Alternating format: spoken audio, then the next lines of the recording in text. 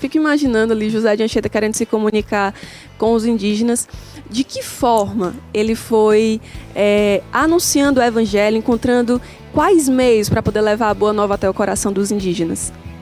Bom, uma das características, né, do modo de Anchieta se comunicar com os indígenas, de fato, era o uso das próprias coisas ali daquele lugar. Ele, para aprender o tupi, ou então para ensinar a linguagem dele, ele fazia todo um teatro, inclusive, né, para aproximar a linguagem e fazer-se entendido e também começar a compreender a linguagem própria dos índios. Né? Então, o uso daqueles elementos próprios dos nativos foi um dos grandes meios, né, da expertise, digamos assim, da comunicação de José de Anchieta ao chegar, né, nestas terras que hoje a gente chama Brasil, né? E aí essa comunicação, de fato, ela foi um grande desafio, mas que ele tirou de letra, viu, Delny? Porque dizem os historiadores que em torno de um ano, no máximo, né, José de Anchieta ele já sabia e já dominava a língua guarani. E ele foi, inclusive, o autor da primeira gramática brasileira. O cara deu uma contribuição, assim, fenomenal no sentido espiritual da evangelização, mas também no sentido cultural, né? Hoje nós herdamos muito através da vida dele, através da contribuição dele aqui para o nosso país. Ele era um jovem que amava literatura. E eu queria que você dissesse aqui para a gente algumas obras literárias dele, quais características que essas obras traziam. Então vamos lá. Um dos estilos, digamos assim, da época, os autos, né? Que são estilos assim bem... uma literatura mais dramática, surgida lá na Idade Média na própria Espanha, né? Mais ou menos lá no século XII, tinha uma linguagem curta, né? E compostas normalmente de atos únicos, né?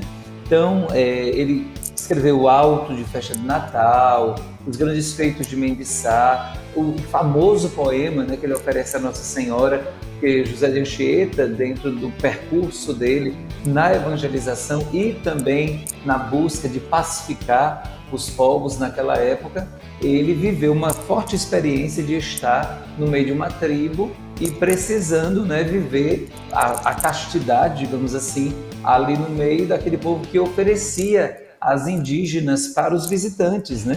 E aí José de Anchieta ele promete a Nossa Senhora que ela intervindo, ela assegurando a ele a graça de uma vida casta em meio a tudo aquilo, ele escreveria um poema que é um dos mais conhecidos, né, o poema A Virgem Mãe de Deus, também o Alto de São Lourenço, de São Sebastião, um título chamado Na Aldeia de Guaripiri, né, que é outro título dele, Alto de Santa Úrsula, Alto de Maurício, são algumas das obras dele que têm características um pouco utilitárias, porque ele gostava também de aproveitar a escrita dele para informar, né?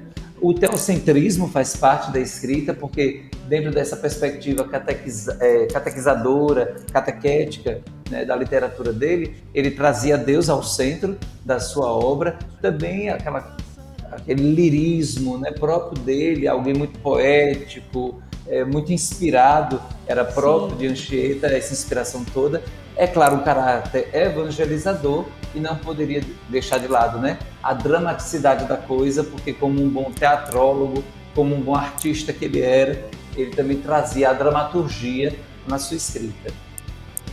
Muito legal a gente saber dessas informações, saber que inclusive ele foi um grande escritor. Você que está em casa pode depois pesquisar esse poema de São José de Anchieta dedicado à Virgem Maria, que por sinal é belíssimo, eu já li em outra oportunidade, e ler também outras obras desse grande autor, né, desse grande autor literário. Mas esse cara, ele andou muito aqui no Brasil. Ele evangelizou ali por toda a costa brasileira e ajudou a fundar a cidade de São Paulo. Daí a gente tira o quanto esse homem de Deus foi andando, desbravando essas terras, evangelizando, né? E eu queria que você falasse um pouquinho pra gente, Edson, sobre esse processo de fundação da cidade de São Paulo, né? Como é que foi esse processo, como é que se deu? Na verdade, a sua participação, né, ela se dá porque, como a gente sabe, faz parte do carisma dos jesuítas a educação, e eles tinham um local, né, que hoje é chamado de Pátio do Colégio, né, que é lá em Piratininga, e aí São José de Anchieta, junto com o padre Manuel da Nóbrega, eles fundam a cidade de São Paulo, além daquele lugar, na primeira missa ali celebrada, né? A missa de inauguração daquele colégio.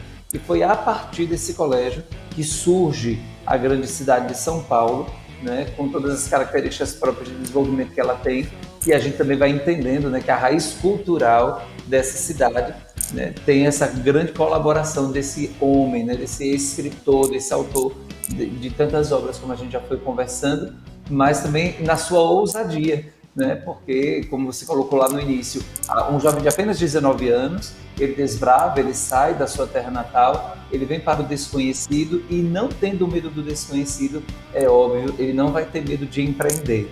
Então, ali junto com o padre Manuel da Nóbrega, José de Anchieta, ele tem essa colaboração direta, né, com o processo também da educação e da fundação do nosso país.